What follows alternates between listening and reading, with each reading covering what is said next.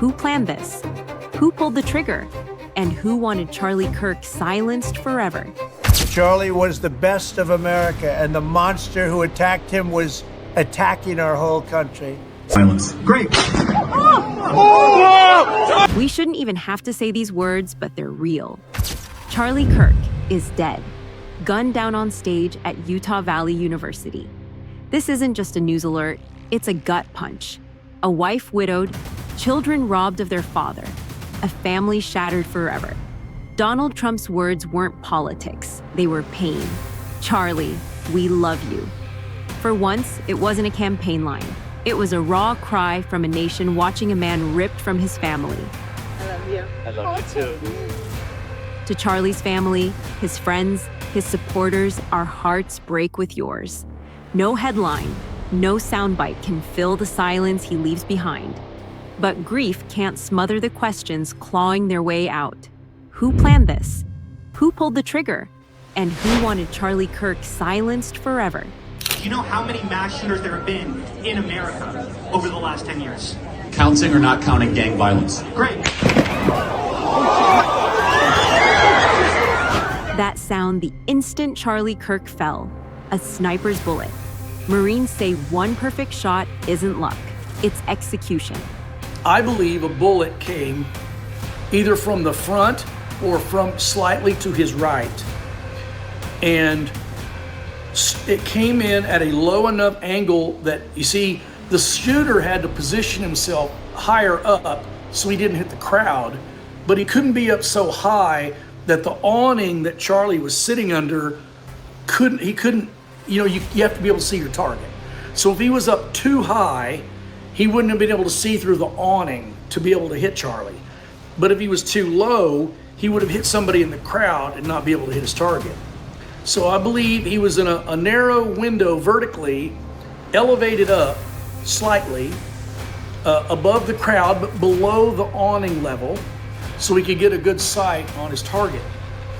And he fired, and the bullet maybe came slightly from the right or mostly from the front.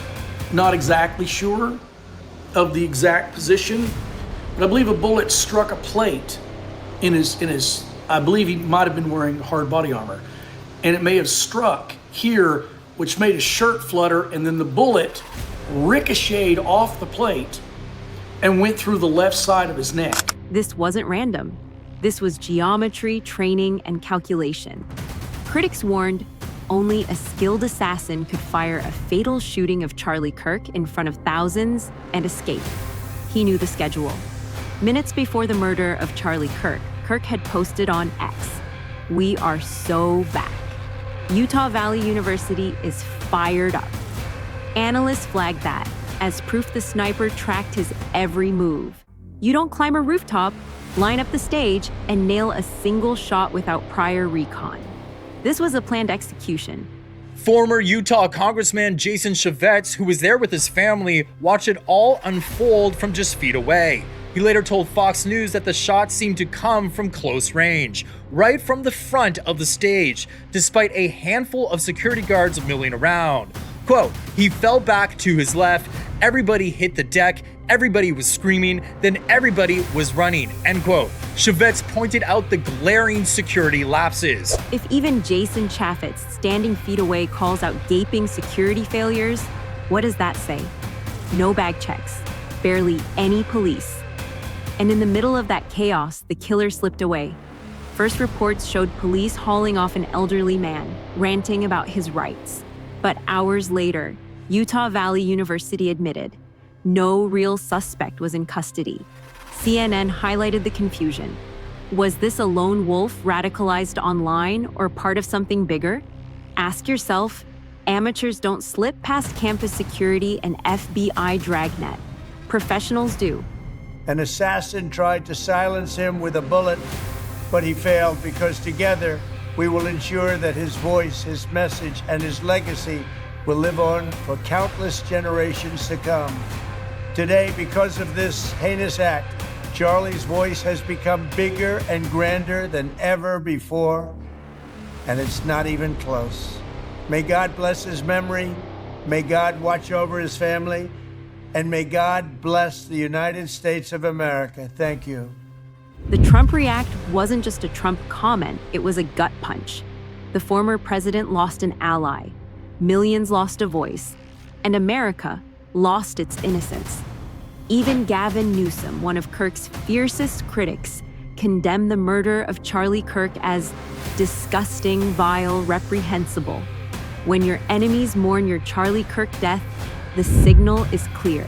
This isn't politics. This is terror. So connect the dots. A trained sniper, stage scouted in advance, security lapses everywhere, a clean escape. Critics compared the Charlie Kirk murder to MLK's assassination not in stature, but in purpose, silencing a cultural warrior. Charlie Kirk's last words were about mass shootings. Seconds later, he became one. Is that irony? Or is that the future of free speech in America?